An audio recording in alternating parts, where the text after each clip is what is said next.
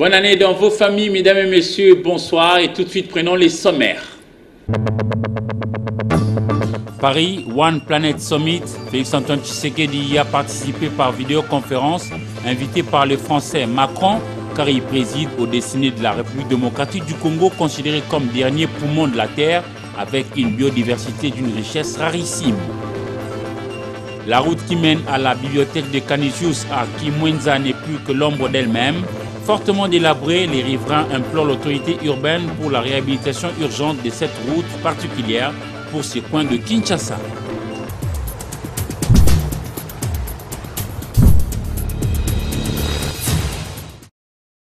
Le président congolais Félix-Antoine Tshisekedi Tshilombo a pris part par vidéoconférence au deuxième sommet de Paris, One Planet Summit, consacré à la biodiversité, invité par son homologue français Emmanuel Macron, étant donné qu'il est à la tête d'un grand pays forestier aux enjeux variés mais aussi multiples, suivant le condensé avec la presse présidentielle. La ville de Paris abrite ce lundi le deuxième sommet One Planet Summit consacré à la biodiversité. En raison de la pandémie de Covid-19, ces sommets de Paris pour la biodiversité se déroulent en visioconférence. À la tête d'un grand pays forestier aux multiples enjeux, le président de la République Félix-Antoine Tshisekedi Tshilombo a été invité par son homologue français Emmanuel Macron pour participer à cet échange sur la problématique de la déforestation. Dans son allocution, le chef de l'État, Félix-Antoine Tshisekedi Tshilombo, a rappelé les engagements importants pris par son pays, la RDC, en faveur de la préservation des forêts tropicales. Il s'agit des engagements au plan juridique, politique et social. Au plan juridique, la RDC a promulgué un code forestier qui pose les principes fondamentaux en matière de gestion et de la protection des forêts. Dans le même souci, il a créé l'Agence congolaise des transitions écologiques et du développement durable, dont la mission est, entre autres, d'impulser les réformes des politiques publiques en faveur de la transition écologique. Ensuite, la RDC a adopté des politiques visant à concrétiser les objectifs du développement durable, notamment les 15e objectifs qui visent à préserver et restaurer les écosystèmes terrestres en veillant à les exploiter de façon durable, gérer durablement les forêts, lutter contre la diversification, encourager et inverser les processus de dégradation des terres et mettre fin à l'approvisionnement de la biodiversité. Avec une couverture estimée à 155 millions d'hectares représentant près de 10% des forêts tropicales mondiales et plus de 47% de celles d'Afrique et qui aligne une biodiversité caractérisée par un complexe végétal imposant et de facies et rares, a mis en place des politiques protectrices de cette importante richesse biologique. Devant ses homologues, le président de la République Félix-Antoine Tshisekedi Tshilombo a réitéré l'engagement de l'adhésion de la RDC à l'Alliance pour la préservation des forêts tropicales lancée à New York en septembre 2019. Bien avant cela, Félix-Antoine Tshisekedi Tshilombo s'était rendu à Oyo, dans le nord de la République du Congo, du président Denis Sassou Nguesso, dans le cadre du renforcement de relations bilatérales entre ces deux républiques sœurs. On pense cette fois-ci avec la presse présidentielle, mais de l'autre côté du Congo voisin. C'est à 17h55 que le président Antoine Félix Tshisekedi Tshilombo a foulé le sol congolais pour la 5e fois depuis 2020. La régularité de ces déplacements est le bon signe qui témoigne l'excellence des relations entre les deux chefs d'État. Denis Sassou Nguesso et son hôte, dans une atmosphère fraternelle, empreinte de convivialité, ont eu une série d'entretiens au cours desquels ils ont procédé à un large échange que l'on pourrait dire marqué par la convergence de vues sur les relations bilatérales ainsi que sur les questions africaines et internationales d'intérêt commun, notamment la question de la pandémie de Covid-19 qui sévit à l'échelle mondiale avec une nouvelle variante. Tout porte à croire aussi que les deux hommes d'État ont saisi cette opportunité pour réaffirmer leur ferme détermination à consolider les relations profondes d'amitié et de coopération qui existent entre la République du Congo et la République démocratique du Congo. Nous vous convions à suivre à présent un extrait de la conférence conjointe animée par les deux chefs d'État. Ici, nous vous présentons cet extrait au cours duquel Félix-Antoine Tshisekedi Tshilombo a révélé à l'opinion l'objet de cette rencontre de Oyo. Suivez encore une fois avec la presse présidentielle du Congo-Brazzaville. C'est la preuve que les relations sont au beau fixe, moi je trouve. Tous ces déplacements sont l'illustration des excellentes relations qu'il y a entre nos deux pays et que nous tenons à davantage soigner. Évidemment, quand deux chefs d'État de la République du Congo et la République démocratique du Congo se rencontrent, il y a beaucoup de choses au menu de leur conversation. Il n'y a qu'à regarder dans la région les bruits de bottes en Centrafrique, à l'est et au nord-est de la République démocratique du Congo, la situation politique dans ce dernier pays aussi, et puis la future présidence de l'Union africaine par ma personne. Donc tout ça sont des sujets de l'heure et qui nécessitent évidemment un échange approfondi. C'est un passage obligé, le vaccin, mais nous privilégions aussi le traitement curatif. Et je crois que nous avons deux produits qui promettent, en tout cas par les résultats, les premiers résultats qu'ils montrent, ce sont des produits congolais, donc nous allons en faire vraiment la promotion. Mais évidemment, le vaccin, c'est un passage obligé aussi. Ça permet de freiner la contagion. Hein.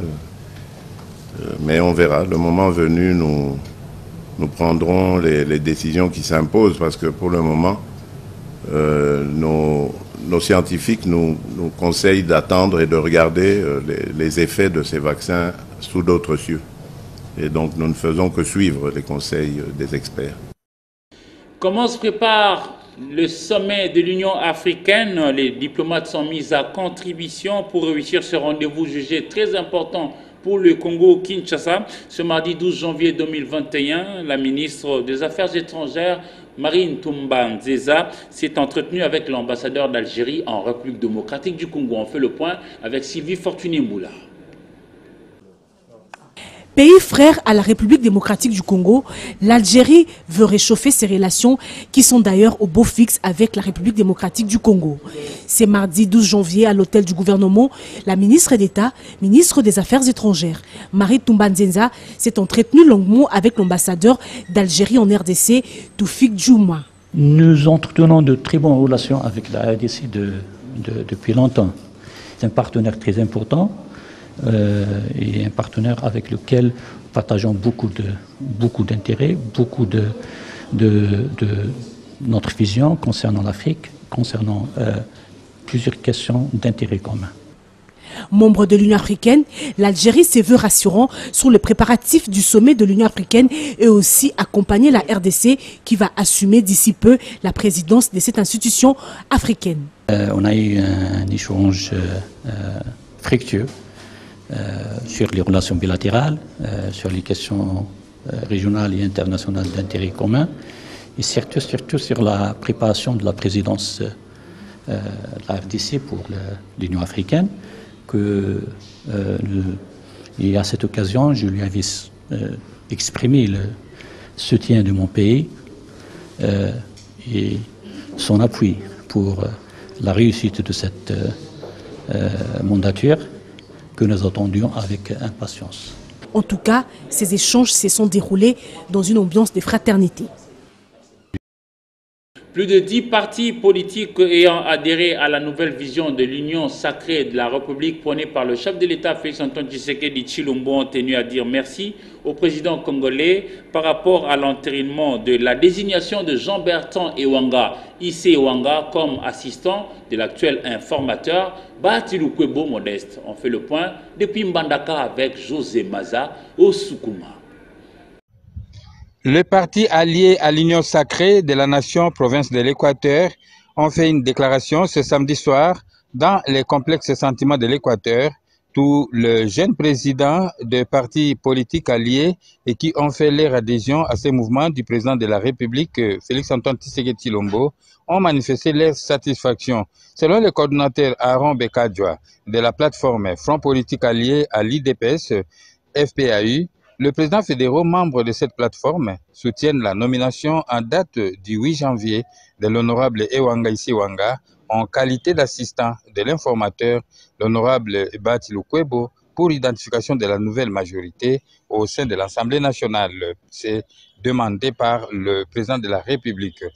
Madame Laure Amba Molembe, présidente fédérale de la génération des nationalistes, le peuple d'abord, 4G ou soit G4, a fait la lecture de la déclaration commune d'environ 10 partis alliés à la vision du chef de l'État, à savoir Autre Vision du Congo, AVC, de Didier Boudimbu, Front citoyen pour la République, FCR, de l'honorable Ewanga Issé Ewanga, les mouvements solidaires pour le changement, MSC de Batumona, Alliance des démocrates humanistes, ADH de Jean-Claude Bayende Tafeliko, INADE de Philo Mbala, IDPS Kibasa Maliba, Mouvement des travaillistes congolais, MTC de l'honorable Moulumba Moulumba, G4 de Kankonde et conduit localement par Laure Amba Molombe, Parti Les Transformateurs PLT de Toussaint Alonga, pour ne citer que ça. Madame Laure Amba Molombe.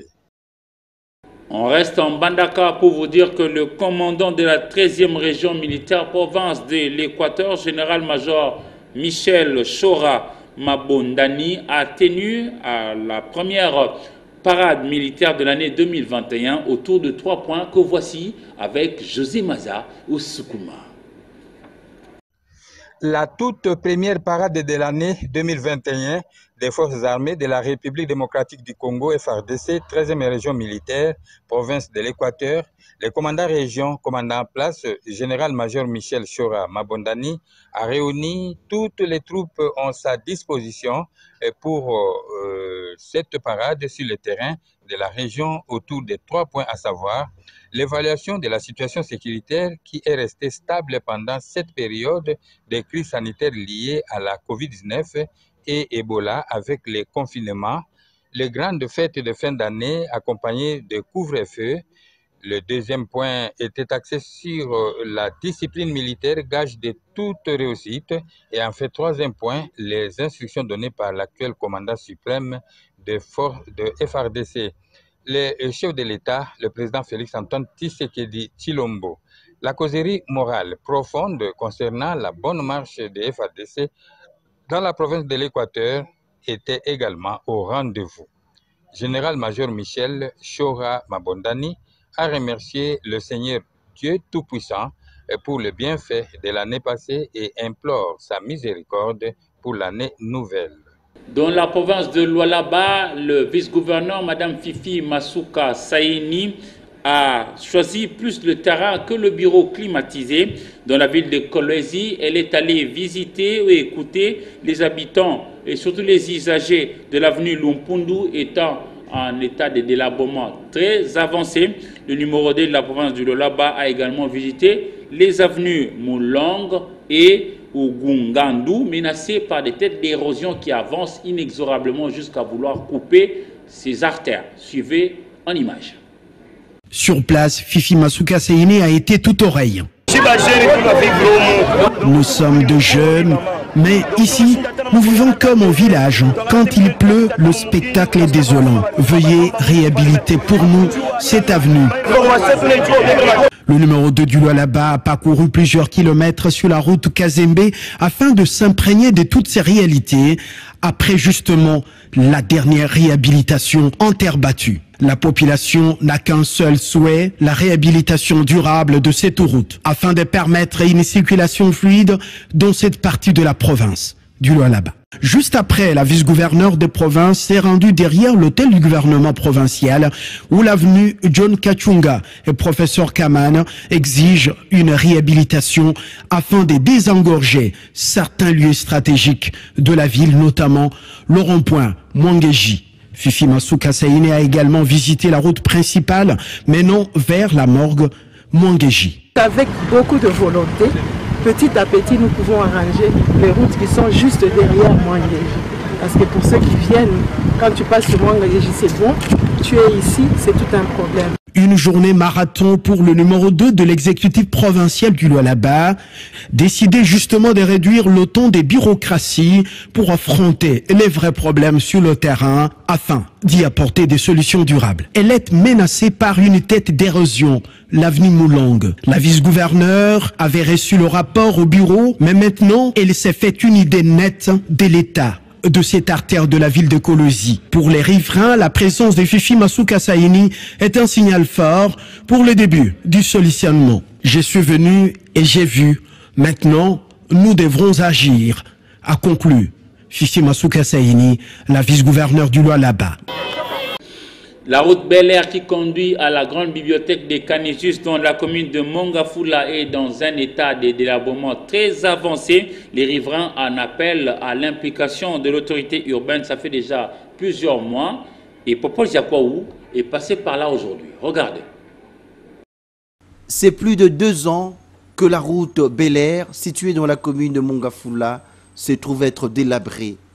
Et pourtant, elle mène vers Canisius, une des plus grandes bibliothèques d'Afrique centrale. Les habitants de ces coins ont contacté les autorités compétentes quant à ce, mais vaine a été la conjugaison de leurs efforts. Mais pour ne pas être inactifs, ils ont pris les taureaux par les cornes en se servant de sacs de sable pour limiter l'avancement de têtes d'érosion. Le problème des routes, c'est un problème, comme je l'avais dit, je viens de le dire, des lotissements. Mongafula est construit à la pente, à la montagne. Mongafula a une terre argile qui n'est pas tellement efficace. Mongafula a un problème de caniveau. Donc, une fois qu'il y a une pluie qui s'abatte terriblement, ça nettoie, ça balaye des maisons, des parcelles et consorts. Ça, c'est un problème de Mongafula. Ça brise, ça casse même les routes. Donc, on essaye tant soit peu de voir comment essayer de modérer la situation tout en menant des sacs de sable, tout en plantant des bambous, des vertifères et consorts pour un peu calmer la situation concernant les érosions. L'autorité urbaine est ainsi invitée à se pencher sur ce problème, sinon ce quartier de Mongafula risque de disparaître. Notre rubrique Actualité vue par les autres. Aujourd'hui, Esther Badi Biabia, accompagnée de Damien Maungu, est allée promener son micro auprès de Armand Bouka, rédacteur en chef de Congo Nouveau. Selon lui, l'actualité en RDC reste dominée par la participation du chef de l'État au niveau du sommet qui se passe au niveau de Paris en France. Regardez. L'actualité reste dominée par la participation de son Excellence Monsieur le Président de la République au sommet sur la planète qui a eu lieu en France où il a participé par visioconférence. Également son retour de la République du Congo où il a passé pratiquement 72 heures où il s'entretenait avec son homologue de la République du Congo, qu'il a d'ailleurs invité pour un prochain séjour à Kinshasa. Et au-delà, c'est donc toute la polémique qui défraie la chronique autour de la libération du DG de l'EVD et celui du SOCOC qui ont été libérés à la suite de la grâce présidentielle accordée par le chef de l'État aux différents prisonniers à travers lesquels on a vu Eddie Capend et toute la bande de prisonniers arrêtés à la suite du procès de la mort de Feu Musée Laurent Désiré Kabila. Et tout cela entraîne une polémique avec bien sûr la saisine par un certain groupe de ONG des droits de l'homme qui ont saisi le procureur général de la République, dénonçant justement la libération de ces deux personnes pour qui eux ne peuvent pas bénéficier de cette grâce présidentielle. Il y a également les naufrages de Kisangani qui a eu lieu dans la nuit de dimanche à lundi, qui a coûté la vie à plusieurs personnes, et également quelques gardes, éco-gardes qu'on a tués à l'est au parc Virunga. Nestor Ekanga, président de la Fédération congolaise des Kaboubou et les affinitaires, ont officiellement lancé le début des activités de la lutte africaine le week-end dernier au terrain Oudjana, situé au stade Père Raphaël de la Quétude des Riauves, situé au quartier 20 mai. Nous sommes dans la commune de Kalamou. L'espace Oudjana a servi de cadre samedi 9 janvier à la grande manifestation de la Fédération congolaise des Kaboubou et affinitaires, autrement appelée lutte africaine. Cette activité a connu 3 temps forts. Primo, la présentation du comité ainsi que du bureau exécutif de la fédération. Secundo, la remise des matériels pour les membres du bureau exécutif. Et tertio, les combats d'exhibition dirigés par l'équipe de la Ligue des Kaboubou, conduite par le président Mboyo.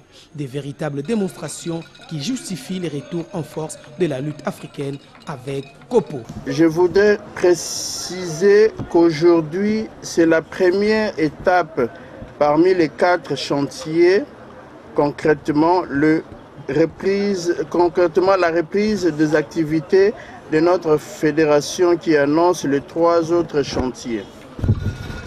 Cette première étape est focalisée essentiellement autour du lancement des activités de lutte africaine en prévision de la préparative de la 9e Jeux de la francophonie qui sera organisé chez nous ici en RDC. Je ne saurais pas tenir cette opportunité sans lancer un appel pathétique à la jeunesse congolaise, filles comme garçons majeurs, de bien vouloir s'inscrire dans nos ententes respectives en qualité de lutteurs. Les patrons de la Fédération congolaise des Kaboubou affinitaires, Nestor Ekanga, pensent qu'avec l'apport de tous, cette discipline fera de merveilles. Nestor Ekanga a le soutien de toutes les autorités sportives et membres de son comité et surtout que cette fédération prendra part au 9e jeu de la francophonie prévu en août 2022 en RD Congo. Sachez que le président Nestor, ses vice-présidents et membres ont été installés le samedi 28 novembre 2020 au salon présidentiel du Stade des Martyrs par les DABS et les représentants du secrétaire général au sport Barthélémy Okito. La 20e journée de la phase retour du championnat de l'entente provinciale de football EPFKIN est prévue le 21 janvier 2021. En ouverture, la première équipe leader au classement de la mi-saison est l'AC Oudjana. Ce dernier va croiser les football club Mweka. Le détail dans ses commentaires signés pour vous par Ndaye Ilambouichi. L'Académie Club Oudjana croisera le football club Mweka le lundi 21 janvier 2021 au stade des Martyrs de la Pentecôte dans le cadre de la 20e journée du démarrage de la phase de retour du championnat de l'entente provinciale de football de Kinshasa EPFKIN. En effet, l'AC Oudjana domine la barque au classement de la mi-saison avec 46 points. Et pour sa part, le football club Mweka a terminé la phase aller avec 41 points. Un match amplement discuté. Selon le communiqué de cette entité sportive, un autre match est programmé sur le gazon de ces installations de la capitale. En première heure, se présente comme suit. La SCPGSK jouera le football club Puy. Entre-temps, au terrain du centre Oudjana abritera 4 confrontations, à savoir la F Ange Vert sera face à la J vainqueur de Lemba. En deuxième explication, l'AC Normand contre Standard de Lemba. OCK affrontera Seforbel. L'Athletic Club Lokolomo aura à faire face au Racing Club Saint-Etienne. Tandis qu'au terrain de la police nationale congolaise de Lemba, ex-GD, le football club Fénéline matchera le football club Système. Le football club Moamba contre Espérance. ACGM accordera son hospitalité à la formation de AF Saint-Christian. New Kano de Njili sera face à New Jack. Les clubs Bomoko Nouvelle Vie s'est imposé devant l'association sportive Cité des anciens combattants par un score étriqué de 1-0 en match de la 17e journée du championnat de la 2e division de l'entente urbaine de football de Kinshasa-Lukunga, joué samedi dernier au centre sportif Ujana à Kalamou. Patrick Borel-Mokindi. Une victoire importante pour les protégés du président Olivier Katouala. La jeunesse de Nouvelle Vie a fait les spectacles. Après un super mouvement collectif à Kouetebe, altruiste, puis buteur, bien aidé par les portiers, a inscrit l'unique goal de la partie. Dans ces derbys du quartier, du Cité des anciens combattants d'Ngalema. Bousculé par la fougue de joueurs de la Nouvelle Vie, CAC a craqué en seconde période. Un frisson parcourt le terrain Ujana. Les anciens combattants habillés en noir ont agressé physiquement l'assistant 1 du match. Et 2 joueurs ont in fine écopé de carton rouge. Un derby, ça ne se joue pas, mais ça se gagne. Cette victoire est consécutive au respect des consignes de mes joueurs.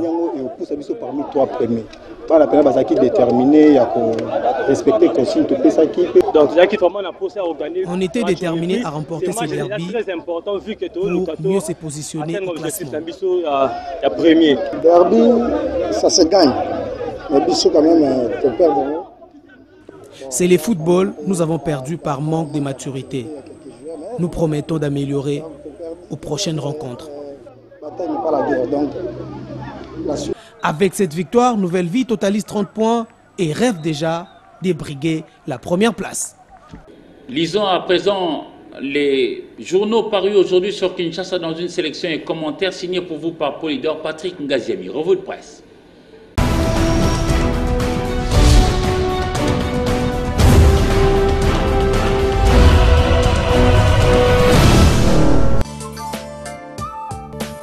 Décidément, le ciel est obscur pour le FCC. Dans sa manchette, l'avenir signifie que la plateforme chère à l'ancien président de la République, Joseph Kabila, se vide. Le quotidien évoque le dernier départ, celui de Steve Mbikaï, annoncé hier dans une déclaration, et considéré qu'il s'agit là de l'accomplissement de la prophétie de Justin Bitakwira, qui avait prédit que le FCC va devenir un musée politique. La référence plus, qui fait écho du même départ enregistré par le FCC, ainsi que celui du regroupement politique Alliance des bâtisseurs pour un Congo émergent, ABCE, d'Athanase Matenda, fait remarquer à propos qu'il ne se passe pas un seul jour sans adhésion à l'Union sacrée. De son côté, indique Forum des As, le FCC dénonce un putsch contre le régime constitutionnel issu des élections de 2018.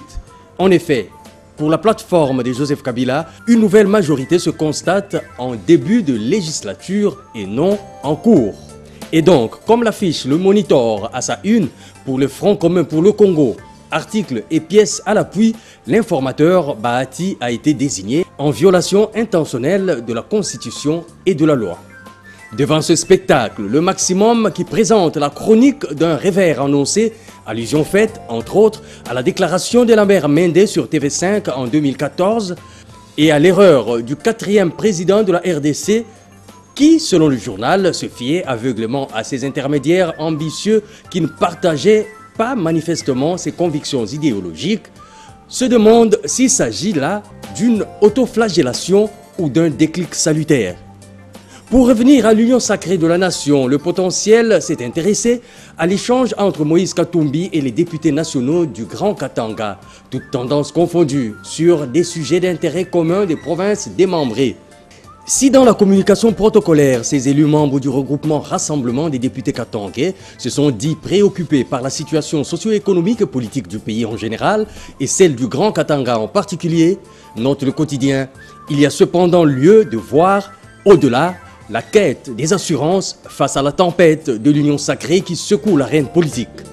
La proclamation jette un regard justement sur cette tempête caractérisée entre autres par le partage des postes de responsabilité au sein des institutions pour annoncer que le président national du MLC Jean-Pierre Bemba est non partant dans la course aux fonctions de Premier ministre. Et ce, durant tout ce quinquennat. Il a d'autres chats à fouetter pour l'instant, renseigne le journal. L'actualité, c'est aussi la participation du président de la République par visioconférence au 2e sommet One Planet Summit qui se déroule à Paris, consacré à la biodiversité. L'agence congolaise de presse indique que Félix Tshisekedi a été invité par son homologue Emmanuel Macron à participer à cet échange sur la problématique de la déforestation. Enfin, à l'Assemblée nationale, annonce la prospérité, le questeur adjoint Vakpa Union a jeté l'éponge. Le dernier rescapé du bureau Mabunda a déposé sa démission 1 mois après la déchéance des autres membres. Les raisons évoquées sont liées à la santé. L'Assemblée nationale a pris acte de la dite démission, écrit le quotidien. Bonsoir.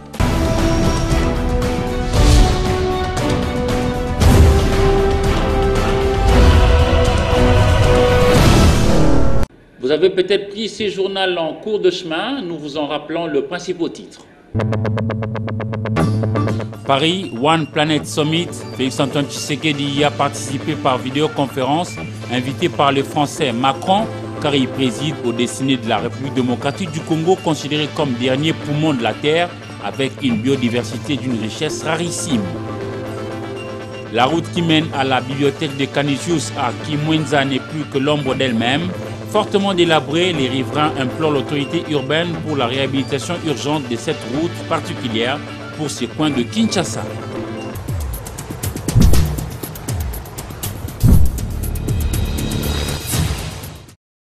Mesdames et messieurs, c'est la fin de ce journal. Merci à vous de l'avoir suivi encore une fois. Bonne année dans vos familles. Au revoir.